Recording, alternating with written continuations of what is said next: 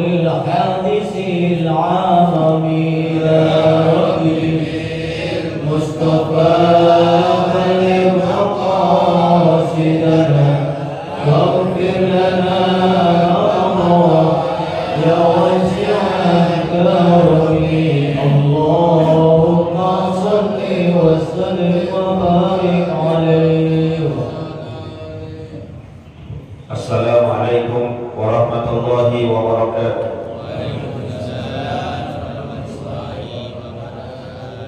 Bismillahirrahmanirrahim. Alhamdulillahirabbil alamin. Allahumma shalli wa sallim ala sayyidina Muhammadin wa ala alihi wa sahbihi ajma'in, amma ba'du. Fa inna asdaqal hadits kitabullah wa khairal hadi hadi sayyidina Muhammadin sallallahu alaihi wasallam wa syarrul umuri muhdatsatuha wa kullu muhdatsatin bid'ah wa kullu bid'atin dhalalah wa kullu dhalalatin finnar. Subhanaka la ilma lana illa ma 'allamtana innaka antal alimul hakim. Rabbi shrah li sadri wa yassir li amri wahlul 'uqdatam min lisani yafqahu qawli, amin. Yang sama-sama kita hormati dan muliakan guru kita Ustaz Dr. Andes Haji Asman bin Haji Abdul Rahim, Ketua Masjid Al-Istiqomah Ustaz Haji Asmani bin Kiai Haji Abdul Rashid Siddiq, bapak-bapak, ibu-ibu hadirin jamaah yang dimuliakan oleh Allah. Alhamdulillah subuh hari ini kita masih bisa hadir di masjid, lalu juga melanjutkan sesaat mendengarkan kajian ilmu pengetahuan, walaupun di tengah hujan yang cukup lumayan. Kalau bicaranya enak, kalau bicaranya pengen, sebetulnya enakan kita di rumah, betul kan? Lebih segar di rumah, lebih enak di rumah, lebih nyaman di rumah. Hujan-hujan, subuh-subuh hujan-hujanan. Tapi insya Allah kita berangkat, kita hadir ke tempat ini bukan karena apa-apa, tapi hanya berlandaskan iman kepada Allah Subhanahu wa Ta'ala. Amin ya Rabbal Alamin. Lanjutkan bacaan kita. Bismillahirrahmanirrahim.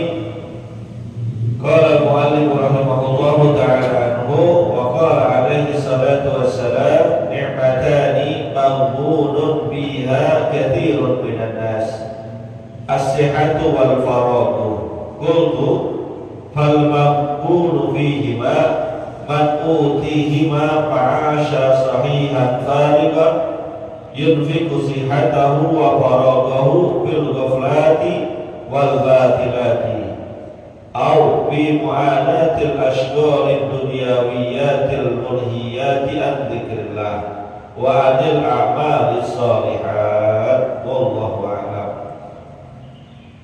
Pengarang kitab An-Nasaihud Diniyah wal Wasaya Al-Imaniyah, yaitu Al-Habib Abdullah Al-Haddad, dalam karangannya mengutip hadis dari Nabi kita Muhammad sallallahu alaihi wasallam.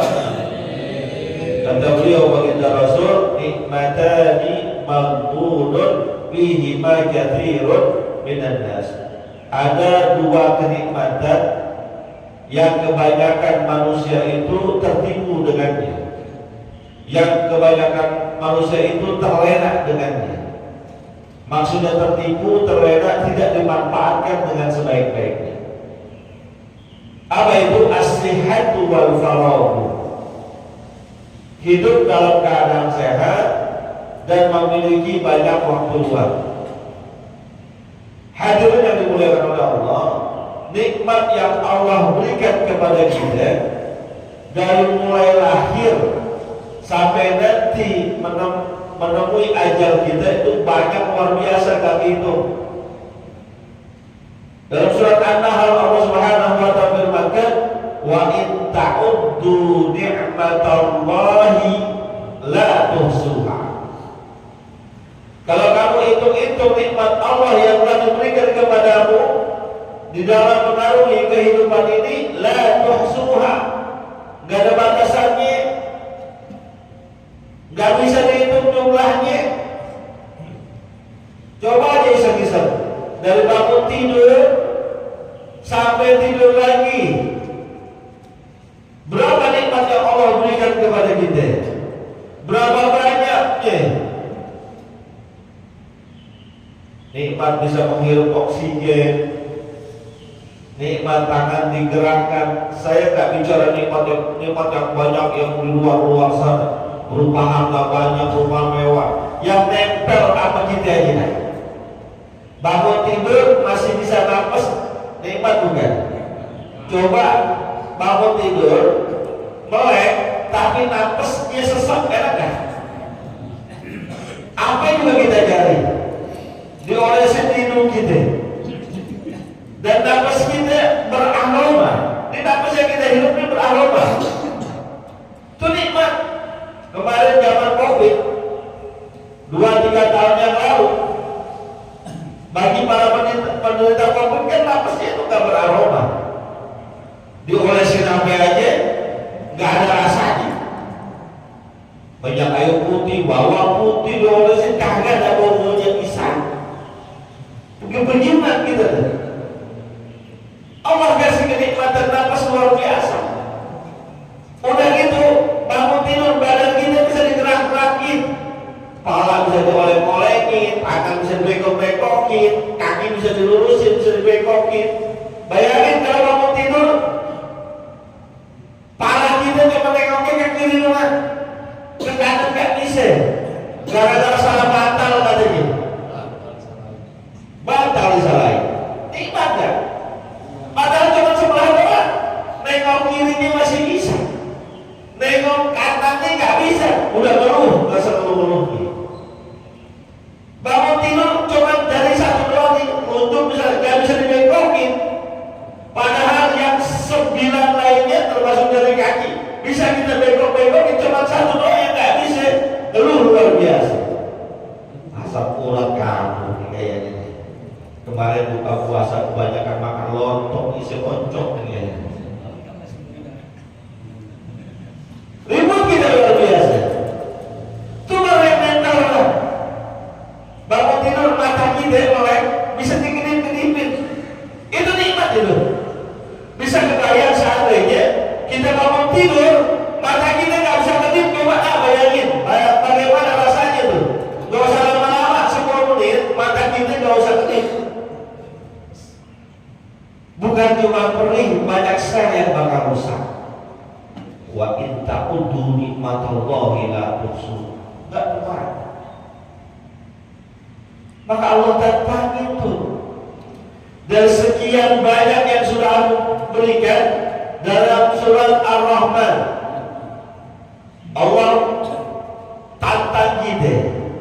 Fabi ayyi ala'i rabbikuma tukadziban. Nikmat Tuhanmu yang mana lagi yang mau didustakan? Itu ayat diulang-ulang berapa kali? Wa bi ayyi ala'i rabbikuma tukadziban. Wa bi ayyi ala'i rabbikuma tukadziban. Berapa kali diulang? Berapa? 31. Mana yang jawab orangnya? Ente. Ntar saya kasih hadiah ente benar. Iya, kasih nomor rekening itu saya. Serius, walaupun saya transfer 20.000 juga. Itu jawaban cakep, jawaban orang pintar, jawaban orang ngaji. Kita sering baca Ar-Rahman, pernah nggak ngitungin berapa kali itu? 31 kali Allah pulang-pulang itu. Fabi ayyi ala'i rabbikuma tukadziban. Nikmat Tuhanmu mana lagi yang mau didustakan? Udah banyak banget. Masih nggak mau syukur juga, masih mau membangkang juga, masih mau jadi orang kubur juga. Maka kata baginda Rasul, dan sekian banyak yang Allah berikan, 2 nikmat yang banyak manusia tertipu dan terlena dengannya. Apa? Badan sehat, waktu luang. Sehat ya habis-habisin, dibuat yang gak karu-karuan, begadang hampir tiap malam. Mohon maaf nih teman-teman yang suka begadang, begadang dah, tapi jangan tiap malam. Saya juga jujur, dulu yang masih rada muda begadang juga. Loh, teman begadang saya loh, satu Rahman, betul teman begadang saya. Kalau malam minggu masih kita begadang. Kelar subuh, habis sholat subuh tidur, bangun zuhur, sholat tidur lagi, bangun mau maghrib. Itu mau bukan tidur, belajar mati.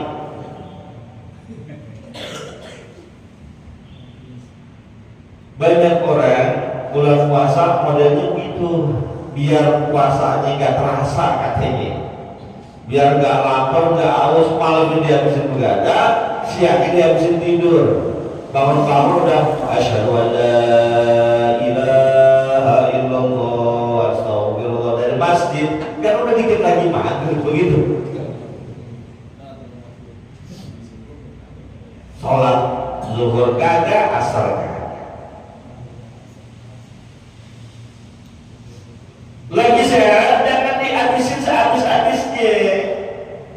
Warfaro lagi punya banyak waktu luang, jangan dihabisin cuma untuk urusan-urusan kesenangan kita doang.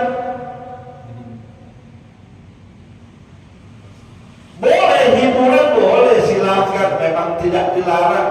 Nabi kita Muhammad Shallallahu Alaihi Wasallam juga ada hiburannya.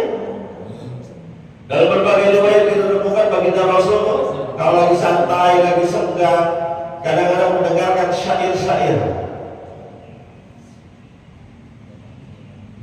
Salah seorang penyair yang terkenal, yang menjadi tukang syairnya Rasulullah itu namanya Hasan bin Thabit radhiyallahu taala.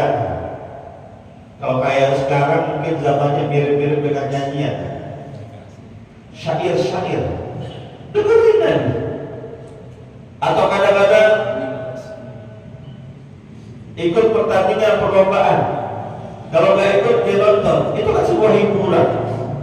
Hiburan sesuatu yang memang diperlukan oleh manusia, tapi jangan sepanjang hidup kita hiburan aja isinya nggak ada.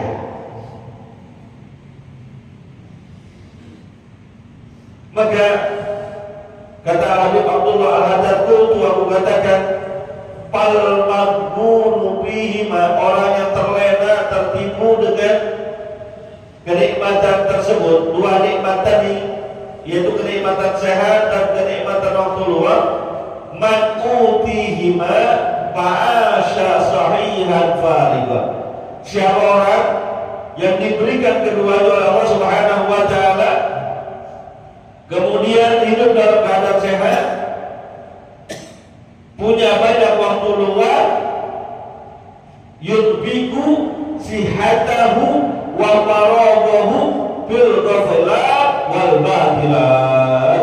Tapi kedua nikmat tersebut diisi dengan hal-hal yang melalaikan dan juga hal-hal yang berbau kemaksiatan. Tidak semua hal-hal yang melalaikan itu bentuknya maksiat. Ada yang sebetulnya pada tatanan wajar itu normal-normal aja, mubah, tapi dia menjadi sesuatu yang berdampak kepada kemaksiatan jika membuat lalai dan terlena. Di antaranya permainan-permainan, saya sebutin deh ya, tapi ini gak haram sebetulnya. Syatranji, apa itu syatranji? Catur, pion, benteng, luncur, sekak, seter. Saya hafal istilah-istilahnya karena saya bisa catur, jujur saya bisa catur. Iya. Kuda jalannya L, menteri jalannya bisa bebas, saya bisa catur juga. Maka ada sebagian ulama yang menghukumkan catur itu mubah, boleh, ada yang memakruhkan, bahkan cenderung mengharapkan. Kapan dia buat? Kalau sekedar untuk refresh otak. Sekedar untuk refresh otak silahkan. Karena memang melatih kecerdasan. Tapi ada juga yang makruh jika berlebihan mainnya, main catur atau begadang, main habis isya kelar sebelum subuh. Ada yang begitu, yang saking doyan. Mohon maaf, termasuk kartu, remi, gaple, QQ, sanggok, 41, blackjack. Gue cuma main, gue masuk apa-apa aja. Saya bisa jujur, saya bisa. Standarnya ubah, tapi dia menjadi sesuatu yang cenderung makruh jika mainnya melampaui batas, dan bisa jadi haram kalau dengan sebab mainnya dia tinggalkan itu perintah-perintah Allah. Dengan sebab mainnya ada campur unsur perjudian, namanya gopilat, yang melalaikan. Asyik dengan yang begitu, termasuk game online. Ya, adik-adik kita, anak-anak kita yang remaja tuh, zaman sekarang emang game online bukan anak-anak bawah, tua bangkotan masih game online. Coba nih pada punya HP, termasuk saya, ada nggak aplikasi game online ini? Rata-rata ada. Ya coba iseng-iseng, Candy Crush, yang main perang-perangan, PUBG, Mobile Legends, yang kartu, domino, Las Vegas, yang olahraga, Dream League Soccer, Euro 2024, FIFA 2024, gue downloadin semua. Standarnya mubah, tapi kalau sudah berlebihan bisa menjadi makruh, dan hukumnya haram kalau sudah masuk perjudian. Itu judi-judi online yang boleh klik itu apa tuh? Hah? Tuh? Dia tahu.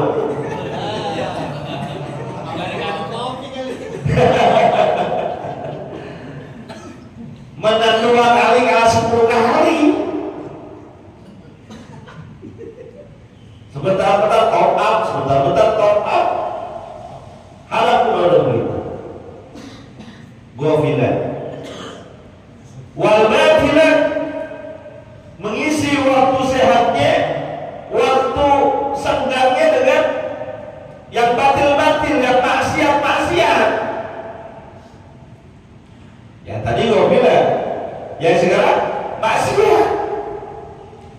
Sehingga total waktu yang Allah berikan dalam kehidupannya 24 jam, banyakkan maksiatnya daripada ibadahnya, banyakkan maksiatnya daripada hal-hal yang mubahnya. Maksiat dari pagi sampai sore, maksiat. Hati-hati, termasuk yang makbul kata Nabi kita Muhammad sallallahu alaihi wasallam. Awi muamalatul ashghal dunyawiyatil mulhiyah, atau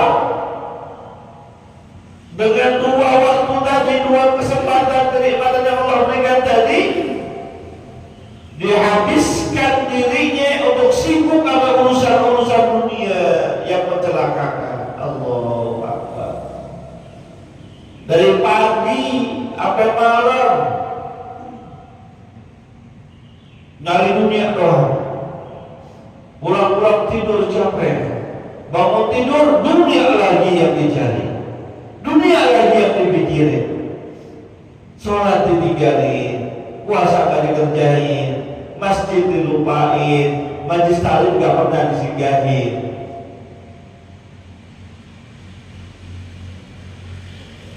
Padahal dunia itu bagiannya udah jelas masing-masing kita. Bahkan saya mengatakan seandainya memang kita waktu yang Allah berikan kita habiskan seluruhnya untuk kerja, tapi kata Allah takut rezeki kita gak kaya, ya gak bakal kaya juga. Udah ketakar kita nih. Ada orang yang kerjanya santai-santai aja, tapi karena takdir Allah ketentuannya dia kaya, kaya. Maka Imam Ali karramallahu wajhahu pernah mengatakan, irtahalatid dunya mudbiratan wa irtahalatil akhirah muqbilatan. Falikulli wahidin minhuma banuna. Fakunu min abna'il akhirah wa la takunu min abna'id dunya. Dunia ini, perjalanan dunia ada di belakang kita. Kita tinggalin yang kemarin-kemarin udah kita tinggalin. Sekarang kita menuju pada perjalanan akhirat. Hidup itu kalau dunia, akhirat. Maka kata Sayyidina Ali, dunia dan akhirat punya pengikut tuh. Dunia dan akhirat punya anaknya masing-masing. Fakunu li abna'il akhirah wa la takunu li abna'id dunya. Maka jadilah kalian sebagai anak-anak, sebagai pengikut daripada akhirat. Jangan menjadi anak ataupun pengikut dunia.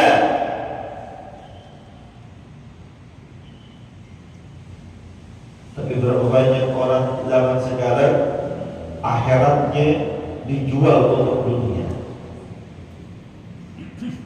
Nasib akhiratnya dilepas untuk sekedar mengejar kesenangan dunia.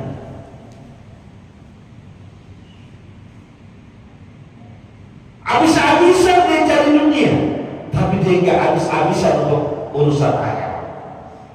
Dia pertaruhkan tenaganya, pikirannya, waktunya, fokusnya, konsentrasinya untuk dunia, tapi dia tidak mempertaruhkan waktunya, pikirannya, fokusnya untuk kepentingan akhirat. Pokoknya kalau ada urusan dunia dikejar bela-belain, tapi akhirat santai-santai aja. Ngotot untuk urusan dunia, tapi untuk urusan akhirat seakan-akan kapten surga udah punya dia, nyantai banget kerjaan.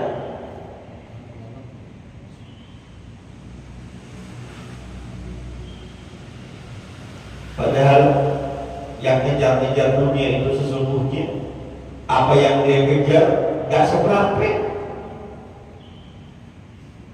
Ada sebuah riwayat hadis, suatu ketika Nabi kita Muhammad Shallallahu Alaihi Wasallam masuk ke pasar bersama teman-temannya, para sahabatnya. Jadi Nabi itu memang sering masuk ke pasar. Kenapa? Karena pertama Nabi dulu dagang, kedua inspeksi pasar, sidang, ngontrol harga. Enggak, mesti Nabi ngontrol harga. Takut ada sahabatnya yang kalau di pasar berbuat curang. Kan kita pernah ketemu hadis tuh, lewati seorang penjual, ada yang mengatakan kue basah, ada yang mengatakan buah. Atasnya cakep-cakep banget, tapi celok di dalamnya pada basah. Persis kayak orang jual buku di pasar. Cakep banget. Kita lihat, kuning montok, ada kecoklatan. Beli sekilo, nyampe rumah itu. Tahu yang lain. Gak boleh begitu, kata Nabi, man ghasyana falaysa minna. Nah ketika masuk ke pasar, biarin saya lewati. Orang ada sapu ya, nggak kantor kan? Ya kantornya di jalanan. Libur kan? Biarin yang ada kantor, biarin ada prosesnya kantor. Nabi masuk ke pasar bersama para sahabatnya. Di tengah pasar ketemu bangkai anak kambing. Bangkai. Lalu kata Nabi, Siapa di antara kalian yang mau bayar bangkai anak kambing ini seharga 1 dirham, kurang lebih 100.000. Para sahabat dalam hati, siapa yang mau bayar sedirham bangkai lagi, kalau kambing butuh berebutan. Karena gak ada yang mau, kata Nabi, siapa di antara kalian yang mau bangkai anak kambing ini bawa gratis, gak usah bayar. Para sahabat gak ada berani jawab. Dalam hati mungkin, siapa yang mau bawa bangkai kambing, mau diapain? Lalu kata baginda Rasulullah SAW mengetahui bahwa mereka gak ada yang mau. Ketahuilah bahwa nilai dunia yang kalian cari-cari, yang kalian uber-uber, yang kalian fokus dengannya tidak lebih berharga dibandingkan bangkai anak kambing ini yang dikasih kita kapal. Bahkan dalam riwayat hadis yang lain Nabi katakan, seandainya nilai dunia ini sama harganya dengan sebelah sayap dari seekor nyamuk. Nyamuk kan sayapnya ada 2, sebelah doang.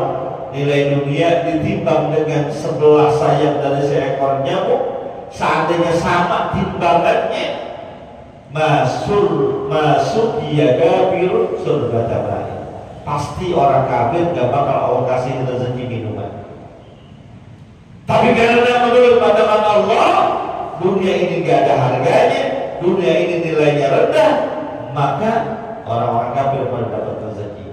Bagi saudara-saudara yang memang